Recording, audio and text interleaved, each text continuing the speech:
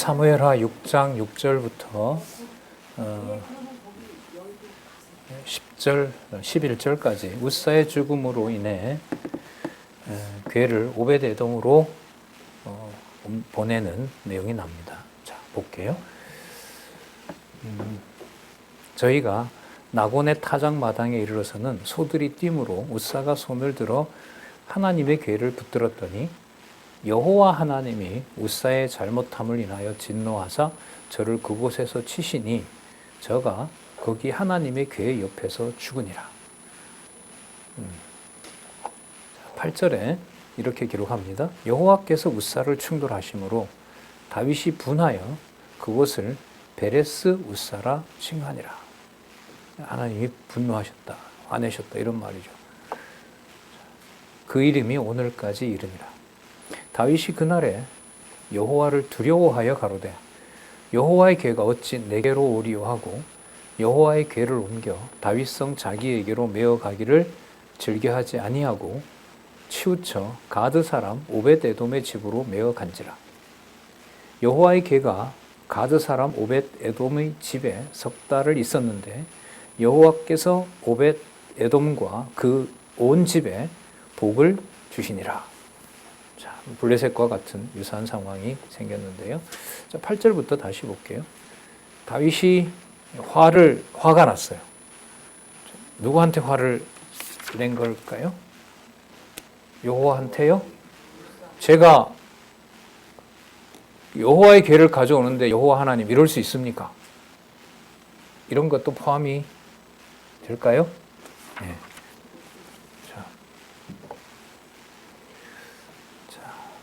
성내다, 노하다 이런 뜻이거든요. 자, 그런데 8절에 9절에 보면 여호와를 뭐하여?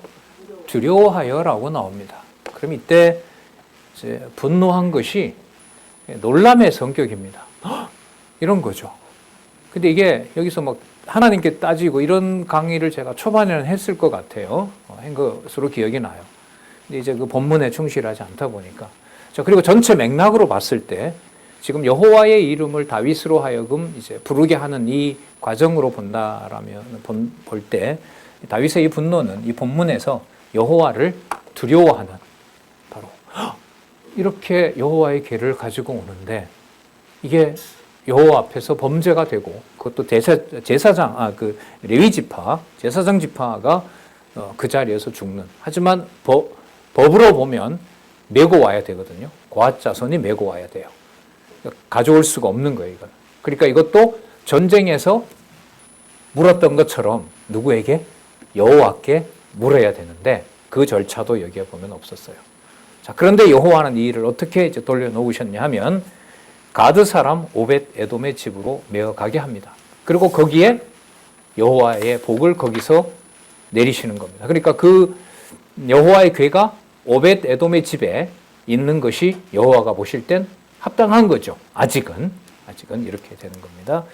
자, 여기 가드 사람이라는 게 여러분 가드가 블레셋 땅이거든요. 그리고 그 가드가 골리앗의 고향이에요. 그러니까 블레셋의 상징과 같은 곳이거든요. 그런데 지금 가드 사람인데 누가 있냐 하면 오벳 에돔이 있잖아요. 오벳 에돔이 있어요. 자, 그럼 이때 오벳 에돔은 그렇다고 블레셋 제사장이겠어요? 아닌 거죠. 그리고 누구나 잘 알아요. 이 여호와의 괴는 어느 지파가 관리해야 되는 걸로. 레위 지파가 관리해야 되는 걸로 나오는 거죠.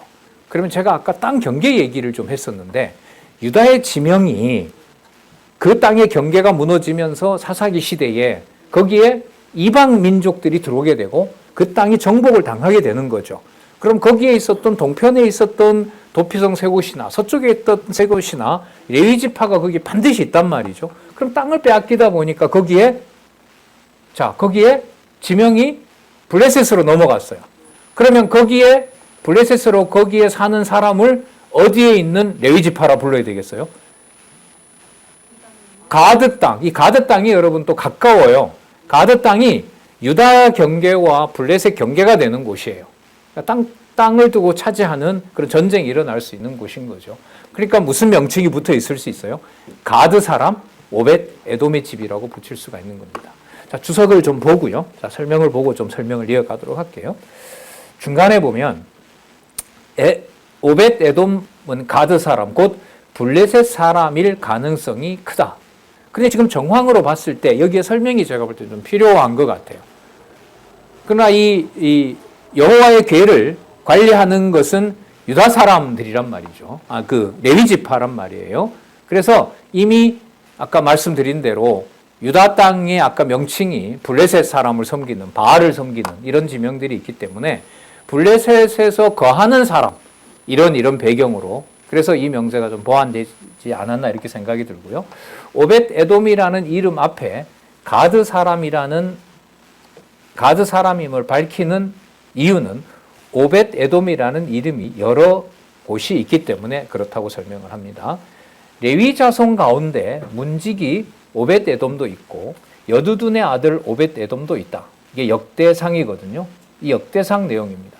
그러니까 역대상 내용은요, 이게 다윗 왕조의 그 역대기 제목이 존속이죠. 존속이기 때문에 아까도 말씀드렸는데 다윗의 어떤 악행이라든지 솔로몬의 범죄라든지 이런 기록이 없어요.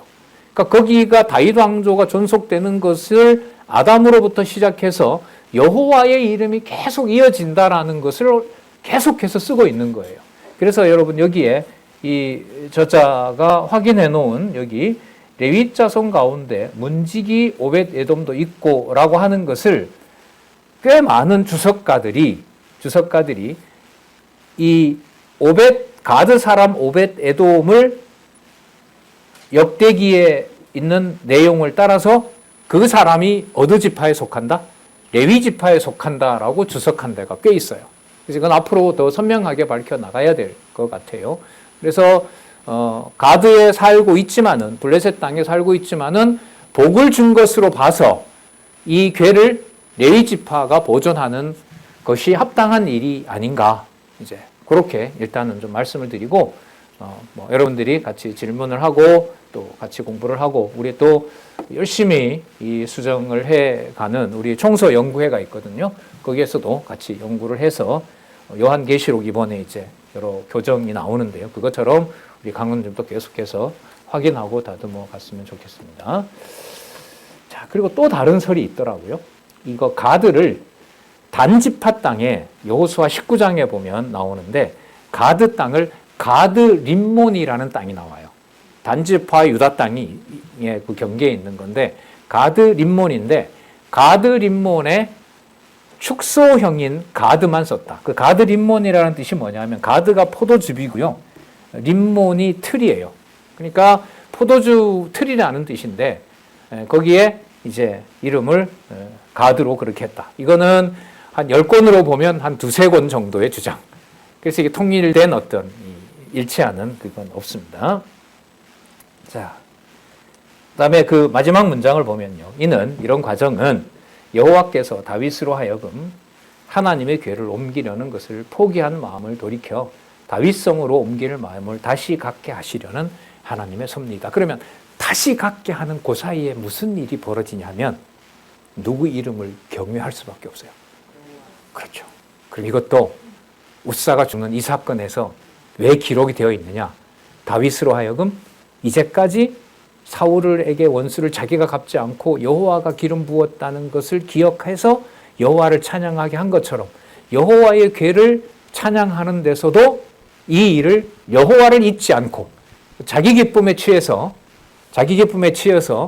춤을 추는 것하고, 웃사가 죽는 장면을 놓고 여호와를 경외케 하는 것에서는 기록의 목적이 더욱더 누구에게로? 여호와에게로 가는 거죠. 그래서 얘를 연결 한번 해볼게요. 자, 나오는 내용이지만 오벳 에돔에 여호와의 궤를 뒀더니까 거기에 축복을 받는 거예요. 그러니까 다윗이 다시 한번 여호와께서 우리를 뭐 한 게 아니구나, 저주한 것은 아니구나. 그러니까 웃사가 죽을 때는 뭐였어요? 우리를 저주하는 줄 알았죠. 그런데 오벳 에돔으로 집에 갔는데 거기에 복을 준단 말이죠. 아, 여호와께서 저주하려고 했던 게 아니구나. 그러면 다윗성으로 율법에 따라서 모시고 오면 되겠구나 라고 해서 가지고 와요. 여기에 다윗이 다윗에 다시 데리고 온 사울의 딸 처 미갈이 다윗이 춤을 출 때 아마 옷이 벗어진 것 같아요. 보기에 민망할 정도로. 다윗이 미갈이 봤을 때는 아마 이게 거의 벗어지지 않았나. 근데 그런데도 다윗은 거기서 그냥 사람들 다 볼 거 아니에요. 거기서 여호와의 괴가 들어오니까 막 춤을 추는 거죠.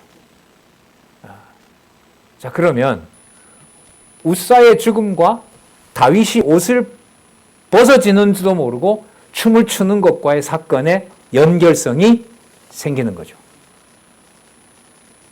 우사가 죽음으로 여호와의 괴를 얼마나 여호와께서 언약하신 그 말씀을 지켜나가는지를 우사를 죽여서 경계했던 것처럼, 하지만 복을 취소한 게 아니에요. 복은 이어져요. 그래서 다시 가져왔어요. 그러니까 그 깨달은 다윗이 여호와의 괴가 이제야 수십 년 후에 이제야 다윗 성에 들어오는 것을 보고 뭐 체면이고 뭐고 필요 없어요. 그냥 뭐 미갈이 뭐 그렇게 수치스러워할 모습으로까지 다윗이 거기서 그냥 춤을 마음껏 추는 거라는 거죠. 그럼 이 모든 게 어떤 그 최신이나 우사가 죽음 어떤 슬픈 사건이야 이거 다 덮어버려요. 다 덮으면서 이 모든 일의 기록 목적은 언약하신 대로 다윗 왕조를 세우신 그 여호와가 어디에 이제 그 이름을 두게 돼 있다? 두게 된다? 다윗성에 두게 된다. 여기에 초점을 맞추고 있는 거예요. 자, 나중에 나오지만 그때 가서 이제 볼 텐데요. 그 핵심 부분만 우리가 찾아볼 건데 미갈이 어떻게 이렇게 왕이 70머리 없이 그럽니까? 라고 하니까 내가 이것보다 더 망가져도 나는 여호와께 보고 춤출 거다. 그리고 미갈의 태를 닫아버립니다. 그럼 뭐가 계속 진행되죠? 반역자들의 진멸이 계속돼요. 그러니까 누구 가문에 한 사람의 시도 허락하지 않아요? 사울 가문의 시를 허락하지 않아요. 뭐 앞에서? 여호와의 궤 앞에서 이렇게 돼요. 그러면 여호와의 궤 앞에서 다윗의 찬양이 다윗 왕국을 창건하신 여호와 하나님을 찬양하게 되고 그 이름을 높이는 과정에 거기에 채식물이 없다고 평가하는 그 다윗을 자 미갈 그러면 다윗을 보고 왕이 그런 채통을 지키지 않는다고 얘기할 때는 미갈의 머릿속에는 누구 이름은 없어. 누가 저러고 있을 뿐인 거예요. 다윗이 실수하고 있는 거지. 이 차이가 얼마나 큰가 보십시오. 교회 생활에서 가정교회에서 지체들과의 생활에서 어떤 한 사건을 동일하게 수십 명의 성도들이 겪지만 거기에서 여호와의 이름을 기억하는 것과 기억하지 못하게 되는 것의 차이는 너무너무 큰 차이가 되는 거죠. 예. 자, 확인해 볼까요? 자, 이걸 복을 주셨다? 그러면 12절에 다윗이 가서 하나님의 궤를 자, 여기서 이제 보세요. 기쁨으로 수레에 싣고가 아니고요. 기쁨으로 메고 율법의 절차대로 오벳에돔의 집에서 다윗성으로 올라갈새 여호와의 궤를 맨 사람들이 6걸음을 향하여 보조를 맞춰가는 거죠. 다윗이 소와 살찐 것으로 제사를 드리고 자 이제 절차대로 여호와 앞에서 힘을 다하여 춤을 추는 때에 벳 에봇을 입었더라. 이거 사무엘이 입었던 겁니다. 그리고 누가 입었던 거냐면요. 이것도 역사적 배경이 있어요. 놉 제사장 85명이 사울의 손에 죽지요. 그 제사장들이 입었던 옷입니다.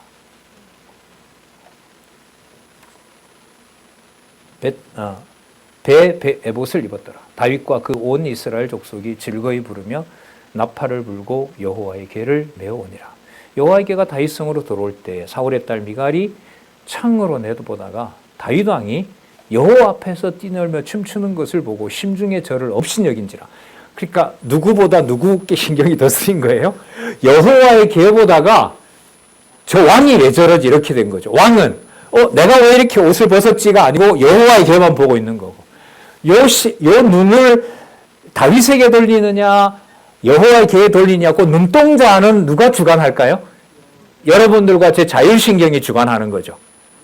아니에요? 그럼 눈동자 돌리는 것도 누가 하신? 진짜요? 아니에요? 맞아요? 무슨 차이겠어요? 다 환호하는데, 다 환호하고 이 사건의 핵심은 여호와의 궤에 있는 거예요. 그런데 뭐 나오지는 않았지만 미갈처럼 그랬죠, 왕 너무하지라고 있을 수 있었겠죠. 그러나 뭐 필요 없고요. 그거는 해석이 필요 없고, 그 상황에서 여호와의 궤 쪽에다 두고 뭐 전쟁이 나건 왕이 뭐 옷이 다 벗어지건 필요 없이 여호와에게만 신경을 쓰게 되느냐, 아니면은 인간의 눈으로 인간의 어떤 채신머리를 생각을 하느냐, 그 차이는 엄청 큰 거죠. 자, 17절에 여호와의 궤를 메고 들어가서 다윗이 위하여 친 장막 가운데 그 예비한 자리에 두매 다윗이 여기 그 유명한 번제와 받아주셨네요. 화목제를 여호와 앞에 드리니라. 다윗이 또다시 한번 번제와 화목제 드리기를 마치고 만군의 여호와의 이름으로 백성에게 축복하고, 그러면 답 나오네요.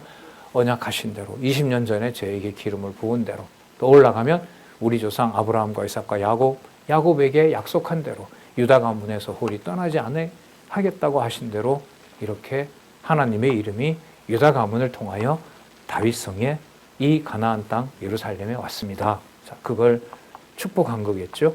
모든 백성 곧 이스라엘 무리의 무릇 남녀하고 떡 한 개와 고기 한 조각과 화목제는 같이 나눠 먹는 거잖아요.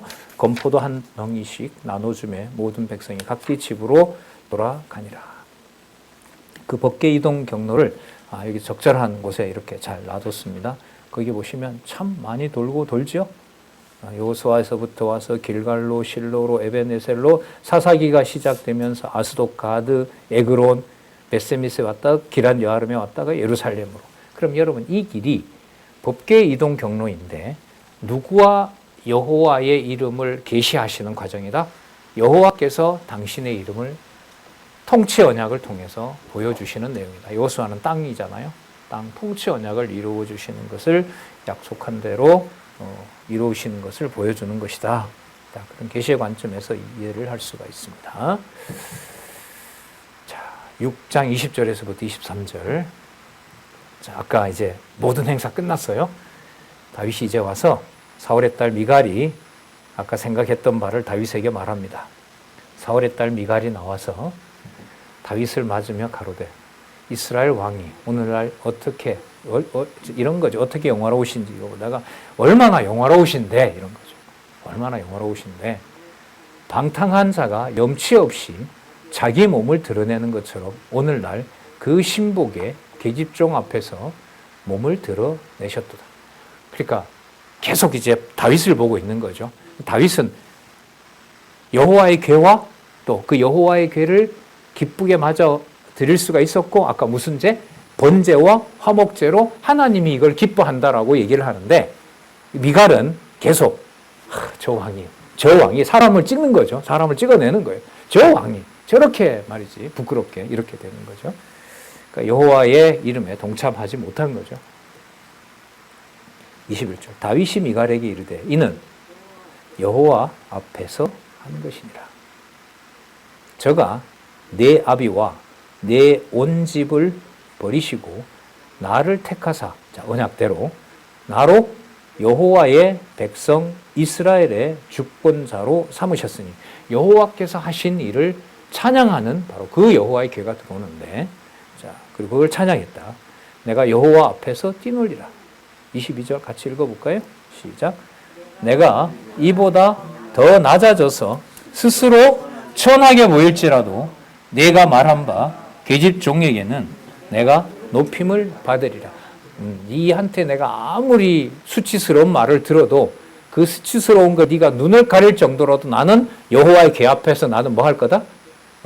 나는 뭐 벌거벗겨지든 말든 나는 찬양할 것이다. 23절 그러므로라는 접속사가 있네요. 그러니까 여호와의 궤에 함께 하지 못한 사울 가문의 사울의 딸 미갈에게 마지막으로 태를 닫아버리면서 다윗 왕국의 완성? 다윗 왕국의 창건을 이루는 내용이 나타납니다. 그러므로 사울의 딸 미갈이 죽는 날까지 자식이 없느니라. 그러면 유다 가문에는 무슨 피가 섞이지 않아요? 베냐민, 사울의 피가 섞이지 않는다. 자, 이걸 보여주고 있습니다.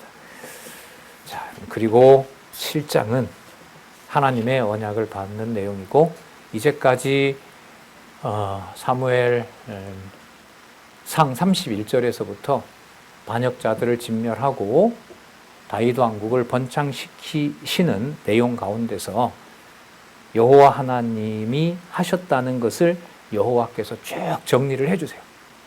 아까 그 일련의 과정들이 다윗이 처첩을 많이 얻고 이런 모든 과정들을 여호와께서 내가 그렇게 해오셨다는 것을 알려주고 어떤 상황에서도 여호와를 기억하도록 해왔다. 그리고 이 나라도 그렇게 보존이 된다는 약속을 해주는 내용이 7장 전체 내용입니다. 아주 중요한 찬양시이기도 하고요.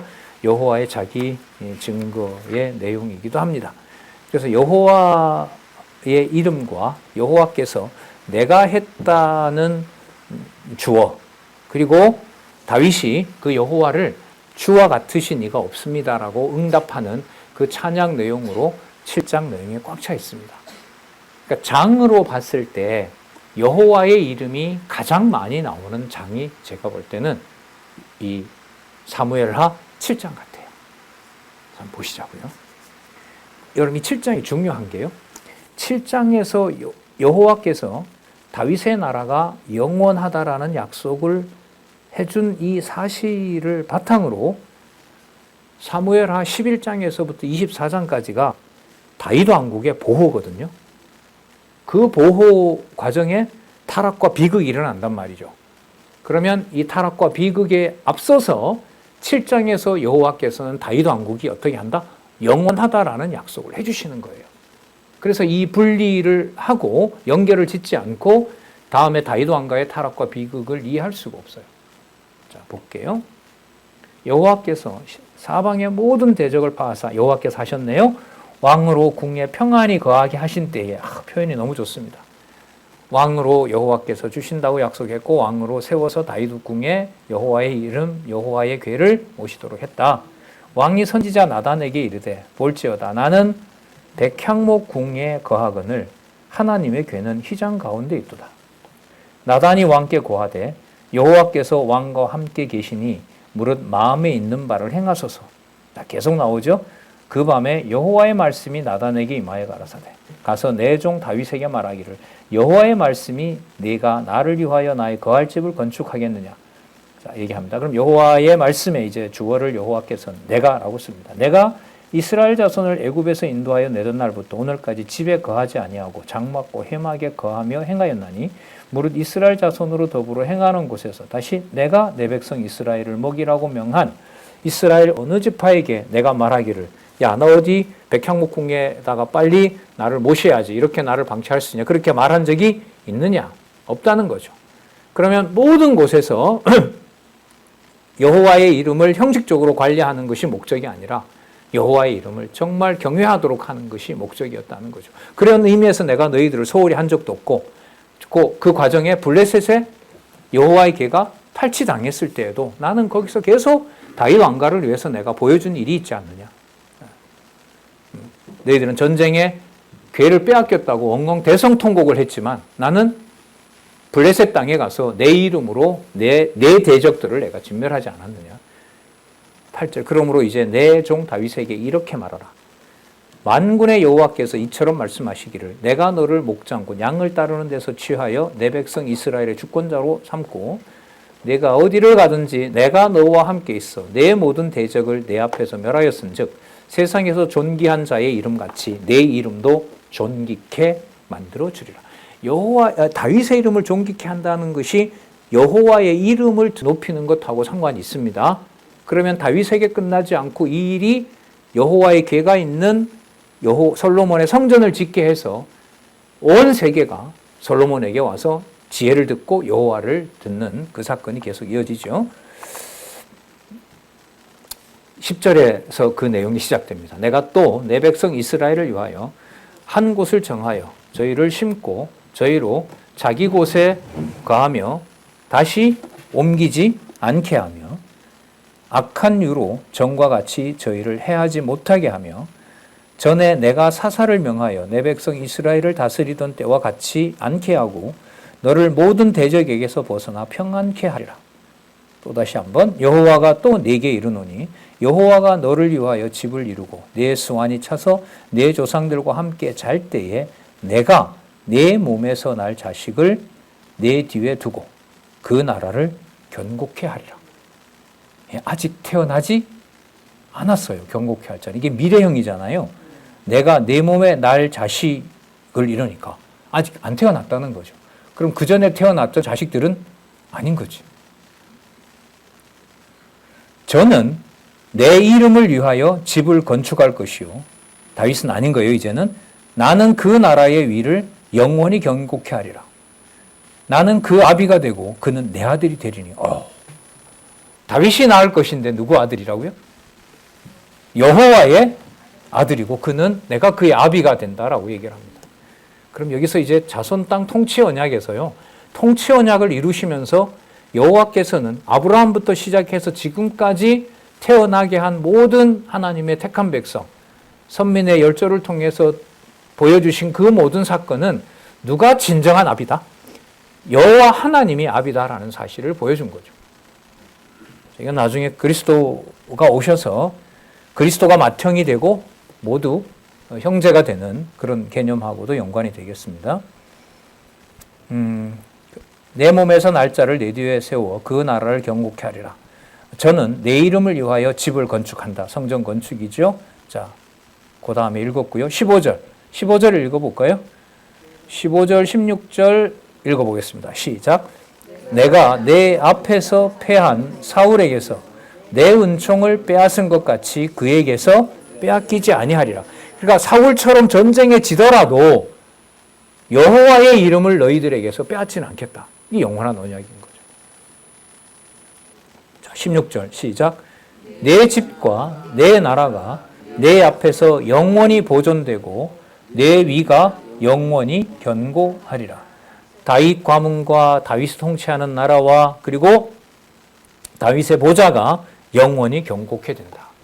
이 나라가 영원하게 된다. 그럼 나라의 목적이 지금 이 맥락으로 봤을 때 나라 그 자체가 진행되는 데 있는 것이 아니라 여호와의 이름이 얼마나 거기에서 계속해서 자기 백성들에게 보여지느냐가 목적이 된다는 것을 알 수가 있겠죠. 그러니까 마치 뭐와 같냐 하면 다윗의 체면이 아무리 망가져도 무엇만 여호와의 궤 그리고 여호와의 궤를 바라보면서 찬양하는 백성들에게 합당한 번제와 화목제만 이루어진다면 다윗이 망가지든 나중에 그 열왕기 가면 나오는데 다른 나라에 붙잡혀가건 하나님의 성전이 훼손되든 하나님의 이름은 변함이 없다. 이게 바로 영원한 언약입니다. 나단이 이 모든 말씀과 그 모든 묵시대로 다윗에게 고하니라. 자, 여호와의 언약을 받은 다윗이 여호와께 기도를 드리는 내용입니다. 볼게요. 자, 다윗이 부르는 호칭은 자, 여호와도 나오지만 주께서라고 해서 주께서 그렇게 오셨습니다. 하실 것입니다. 라는 내용이 나옵니다. 볼까요? 다윗 왕이 여호와 앞에 들어가 앉아서 가로되 주 여호와여 나는 누구오며 내 집은 도대체 뭔데 나로 이에 이렇게까지 이르게 하셨습니까?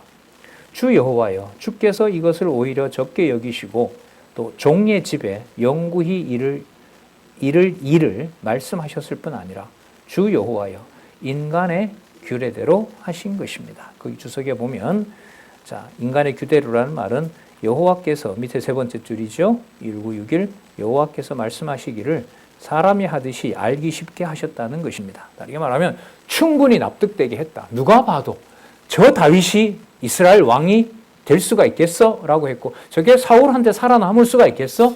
근데 야 저렇게 왕을 삼았구나. 저걸 여호와께서 하셨구나.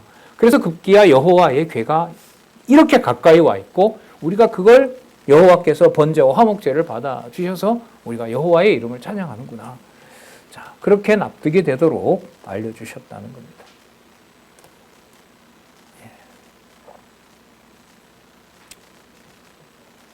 20절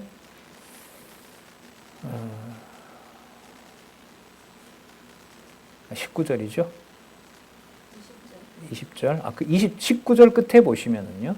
이를 말씀하실 뿐 아니라 주 여호와여 인간의 규례대로 하셨나이다. 20절 주 여호와는 종을 아시오니 다윗이 다시 주께 무슨 말씀을 하오리까. 주의 말씀을 인하여 주의 뜻대로 이 모든 큰 일을 행하사 주의 종에게 알게 하셨나이다. 여호와 하나님이여 이러므로 주는 광대하시니 이는 우리 귀로 들은 대로 주와 같은 이가 없고 주 외에는 참 신이 없습니다. 다른 말로 말하면 나중에 사무엘하 22장 압살롬 반역에서 와서 하는 말이죠. 여호와 밖에 하나님은 없사오며 여호와 밖에 전능자가 없으며. 그러면 구약의 주제가 나오죠. 여호와만 하나님이시다. 주와 같은 이가 없고 주 외에는 참 신이 없음이니이다. 땅의 어느 한 나라가 주의 백성 이스라엘과 같으리이까. 하나님이 가서 구속하사 자기 백성을 삼아 주의 명성을 내시며 저희를 위하여 큰 일을 주의 땅을 위하여 두려운 일을 애굽과 열국의 그 신들과 구속하신 백성 앞에서 행하였나이다. 예. 예를 들면 지나왔지만 18절 같은 경우에는 창세기 내용이고요. 지금 읽었던 7장 23절 있죠? 땅의 어느 한 나라가 주의 백성 이스라엘과 같으리이까. 하나님이 가서 구속하사 자기 백성을 삼아 주의 명성을 내시며 저희를 위하여 큰 일을 주의 땅을 위하여 두려운 일을 애굽과 열국과 그 신들에게 구속하신 백성 앞에서 행하셨다. 출애굽기, 레위기, 민수기, 신명기, 여호수아, 사사기서까지 다 들어가는 거예요. 이 모든 내용이 언약대로 성취하신 여호와의 그 모든 것을 포함하고 있고요. 24절 볼까요? 주께서 주의 백성 이스라엘을 세우사 영원히 주의 백성을 삼으셨사오니 여호와여 주께서 저희 하나님이 되셨나이다.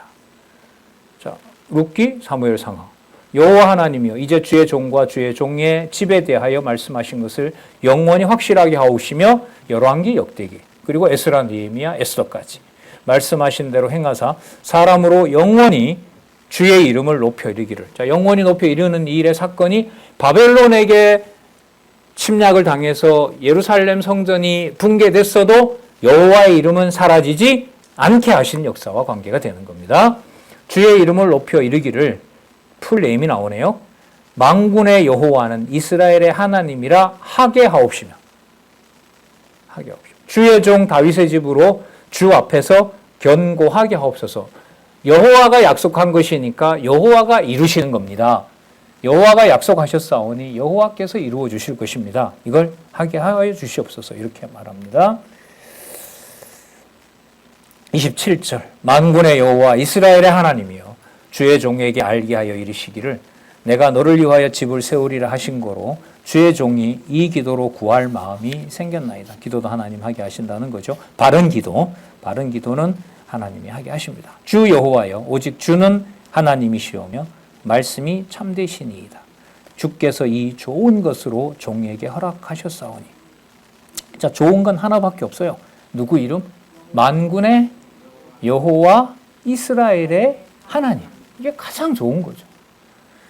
종에게 허락하셨사오니 이제 청컨대 종의 집에 복을 주사 주 앞에 영원히 있게 하옵소서. 주 여호와께서 말씀하셨사오니 주의 은혜로 종의 집이 영원히 복을 받게 하옵소서. 자, 그러면 좋은 것이나 복이나 내용은 이 본문으로 보면 만군의 여호와 이스라엘의 하나님을 경외하면서 사는 것. 이게 바로 영원한 언약의 본질이라고 할 수가 있겠죠. 자, 그러므로예요.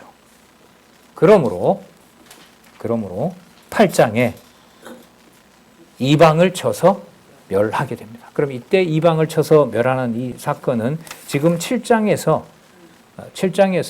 만군의 여호와 이스라엘의 하나님이 이 나라를 세우신 것처럼 이 나라를 견고케 하실 것이다라는 증거를 보여주기 위해서 바로 블레셋을 치고 또 주변에 있는 나라를 쳐서 조공을 받는 내용들이 쭉 나옵니다. 정치적으로 말하면 이제 제국이 완성되는 거죠. 그래서 7장 다음에 여러 이방을 쳐서 멸하는 내용은 바로 연결이 되는 겁니다. 그러므로라고 바로 연결이 됩니다. 그러면 다른 이방 나라를 칠 때의 목적은 바로 아까 호칭으로 나왔던 만군의 여호와 이스라엘의 하나님을 계시하려는 거죠. 그리고 이건 영적 싸움이잖아요. 우리 영적 싸움에서 진리가 승리를 하고 많은 주의 종들이 핍박과 순교와 감당할 수 없는 어려움을 당하도록 하셨잖아요.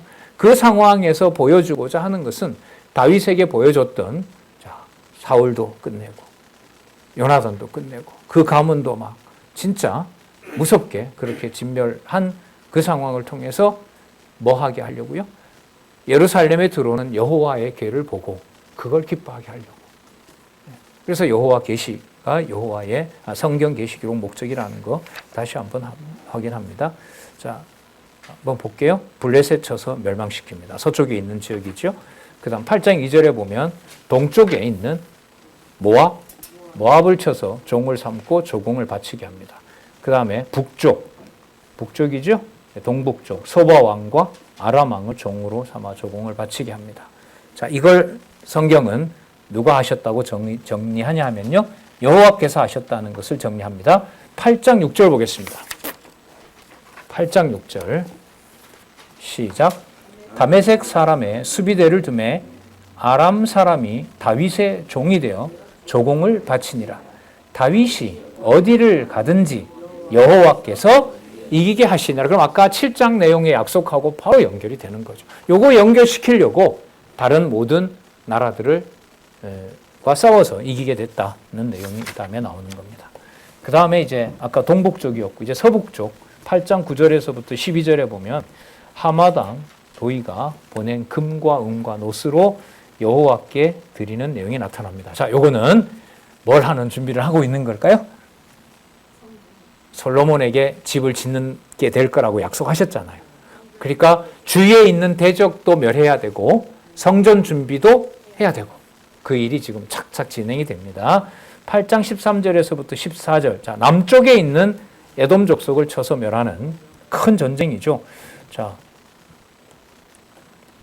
염곡에서 에돔 사람 1만 8천 명을 쳐 죽이는 내용이 나옵니다. 자, 여기서도 또 한 번 나옵니다. 14절 읽어보겠습니다. 시작. 다윗이 에돔의 수비대를 두매 온 에돔의 수비대를 두니 에돔 사람이 다 다윗 왕의 종이 되니라. 다윗이 어디를 가든지 여호와께서 이기게 하시니라. 아까 8장 6절에 나왔었죠. 그러면 이 사건의 결론이 나오네요. 만군의 여호와 이스라엘의 하나님 이름 드러내려고. 자, 다윗 개인으로 보면 옷이 벗어져도 미갈로부터 심한 저주를 들어도 좀 앞으로 더 가볼까요? 가드 왕 아기스 앞에서 침을 질질 흘리고 문짝을 벅벅 긁어도 네. 또 앞으로 가볼까요? 이건 좀 위험한가?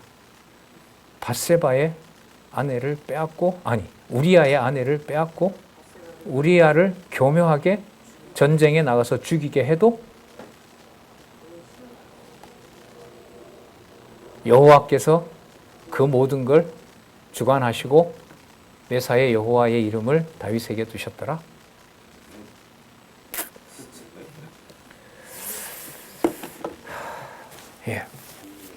예, 장로님 아멘이 맞는 게 이게 8장 15절에 이게 나옵니다. 볼까요? 같이 읽어보실래요?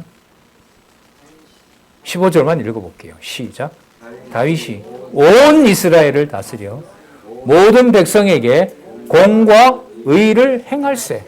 공의로 온 거예요. 뭘 하든 뭐 18,000명 죽이든 옷이 벗어지든 과거까지 소급하면 미친 척하건 앞으로 일어날 어떤 범행이 있건 여호와 앞에서 만군의 여호와 이스라엘의 하나님의 이름을 다윗을 통해서 드러난다는 겁니다. 그러니까 다윗을 높이지도 않지만 다윗이 어떻게 저렇게 할 수 있느냐라는 주어도 쓰지 못하게 하는 거예요. 자, 이 8장 15절에서부터 18절 만군의 여호와 이스라엘의 하나님이 이기게 하셨던 결과가 거대한 멋있는 왕국을 조각합니다. 6절에 보면 군대 장관 요압, 그 다음에 사관, 자, 기록하는 자죠. 사관, 기록물 얼마나 중요합니까? 어떻게 보면요, 이 기록하는 사람이 아마 다윗이 기록했던 모든 그 시편이나 글들을 아마 보관하는 사람이 아니었겠느냐. 그게 되게 중요하죠. 자, 사관. 그 다음에 17절에 아히두베의 아들 사독과 아비아달의 아들 아히멜렉이 제사장 되고, 이 제사장의 세력이 두 축으로 가요.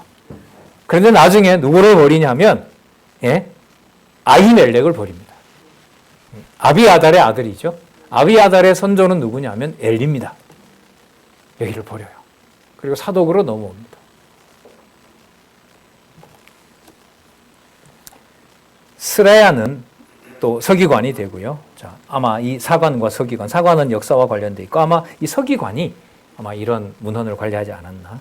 그 다음에 18절 여호야다의 아들 부나아는 그렛 사람과 블레셋 사람을 관할하고 이 블레셋 땅 사람들을 관리하는 군대 장관이 된 것 같고요. 그 다음에 다윗의 아들들은 대신이 되니라. 그래서 잘 나눠놨다. 첩도 많이 얻고 아내도 많이 얻어서 지금 여기 나오잖아요. 다윗의 아들들은 대신이 되었으므로 여호와께서 창건해서 번성하게 한 그 나라를 다윗의 땅이 되게 하였더라. 여기까지 읽어봐야 되겠죠. 솔로몬의 첫 첩 1000명은 아니지. 그거는 번성이 아니죠. 그거는 범죄일 뿐이죠. 요 말도 못하죠, 함부로. 역대기에는 그걸 문제 삼지 않거든. 다윗의 우리아 사건도 꺼내질 않아요. 그래서 열왕기를 두고 역대기만 읽은 사람은 만약 본다면 다윗과 솔로몬은 공의 그 자체. 하는 모든 일이 의롭고 정당한. 다윗의 아들들은 대신이 되니라. 그래서 8장 이방을 쳐서 멸하고 위로 쭉 올라가 볼까요? 다윗 왕국을 번창. 자, 주어 아까 여호와 나왔죠? 여호와께서 번창시키셨더라. 이렇게 할렐루야 이렇게 가는 겁니다. 그러면 다윗의 아들들이 대신이 됐구나. 아, 다윗 왕이 번창하는구나. 이거는 쫙 올라가는데 다윗이 헤브론에서도 아내를 여러 얻었고 예루살렘에도 첩까지 얻어서 많은 아들들을 낳았더라. 이건 다윗 왕국의 번창으로 쭉 안 올라가요. 왜 안 올라갈까요?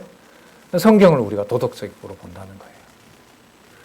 다윗 왕의 아들들이 대신이 되려면 다윗의 그 정복한 많은 땅을 위해서는 아이가 많이 태어나야 되고 아내가 하나 가지고는 안 되죠. 네. 저게 말이 맞는 말이야. 도대체 이게. 저 여러분 제목이 성경을 여러 장을 확 묶어낼 때 저 개념 위로 올라가면서 짧아지는 저게 얼마나 이게 떨리게 하는지를 모릅니다. 여호와라는 이름을 빼고 도저히 저 제목을 따라갈 수가 없어요. 할 수가 없어요.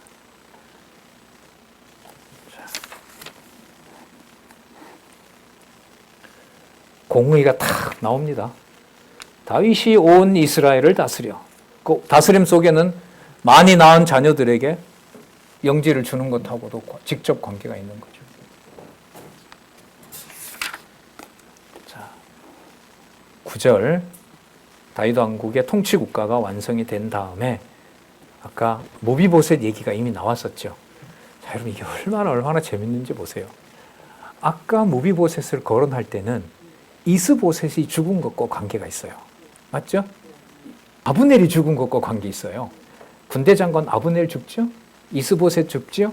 이스보셋을 사용해서 이용하려고 하는 베냐민 가문의 두 장군들 죽이죠? 그 다음 뭘 소개해요? 절뚝발이가 된 모비보셋. 이렇게 끝납니다. 그리고 그 제목은 뭐였냐면 반역자들의 진멸. 지금 다시 모비보셋을 떡꺼냅니다. 지금은 모비보셋이 누구 사건 다음에 나오냐면 다윗 왕의 아들들이 각 지방의 장관이 됐다는 말 다음에 모비보셋이 나와요. 그럼 이 모비보셋은 앞에 다리 두 개를 둘 다 절개됐더라. 이거 필요 없어요. 사울의 아들이었다 필요가 없어요. 어디 속에 들어와 있는 거예요? 다윗의 아들들이 장관이 된 것처럼 다윗 가문의 통치를 받는 보호받는 물론 요나단과의 언약이 근거를 두죠. 자, 목적은 모비보셋에게 은혜와 자비를 베풀어 주는 것이 저 제목과 관계되는 겁니다. 다윗 왕국이 뭐 한다? 약속대로 번창하게 되었고 다윗 왕국이 형통하게 되었다는 맥락에 나오는 거예요. 이게 얼마나 큰 차이. 앞뒤가 뭐가 나오는지 얼마나 중요하냐고요, 이게. 모비보셋 그냥 한 번만 소개하면 돼요. 우리 다 알아요. 요나단 아들인 거 다 알고. 그거 모르는 사람이 어디 있어요. 다리까지 저리게 됐군요. 그게 뭐예요? 왜? 어때서? 뭐 때문에? 무슨 의미가? 이스보셋 나오고 아브넬 죽고 이미 앞에서 사울왕 죽고 요나단 죽고 그리고 다윗은 그 죽인 자들이 와서 기뻐할 줄 알고 보고할 때마다 전부 다 죽이고 왜? 누가 세웠으니까요? 여호와가 세웠으니까 여호와가 갚아주는 것이다. 그래서 지금 오늘 아주 이 성경을 순서대로 이 구절대로 공부해야 되는 아주 중요한 내용이 나왔어요. 지금 여기서 보는 무비보셋은 뭐 두 다리가 다 망가지고 이게 아닙니다.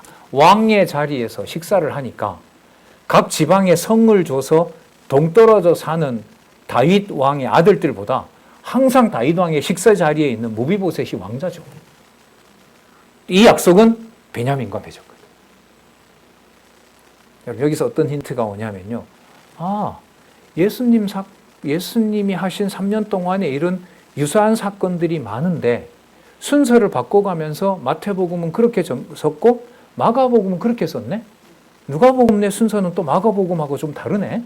죽는 사건은 뒤에 가서 다 대부분 나오지만은 죽는 사건에서 무엇을 강조하는지는 마태복음 다르고 마가복음 다르고 누가복음 다르고 요한복음 다르구나. 그러면 동일한 인물과 동일한 사건에 대해서 여호와 하나님을 계시하려고 하는 관점은 전혀 다를 수 있다. 보여주고자 하는 기록 목적이 다르다. 왜? 구약에 오늘 우리가 살펴볼 예로 보면 무비보셋을 봐라. 무비보셋 사건은 하나는 어디에다 넣는다? 다윗 왕가가 사울 왕가가 끝이 났다는 걸 보여주는 데 쓴다. 또 다른 한면은 그 미브보셋이 다윗 왕의 아들들과 같은 자리에 영광을 누리는 것으로 자비를 베푸는 다윗 왕, 그리고 언약을 여호와께서 수립한 대로 요나단과의 맺은 언약대로 우리 왕가에서 떠나지 말게, 너희 왕가에서 요나단이 부탁하잖아요. 떠나지 말게 해라. 그럼 누구 이름 부르게 해달라? 여호와 이름 제발 부르게 해달라. 사울의 가문은 끝내지만, 그리고 그러나 무비보셋은 살려주는. 자,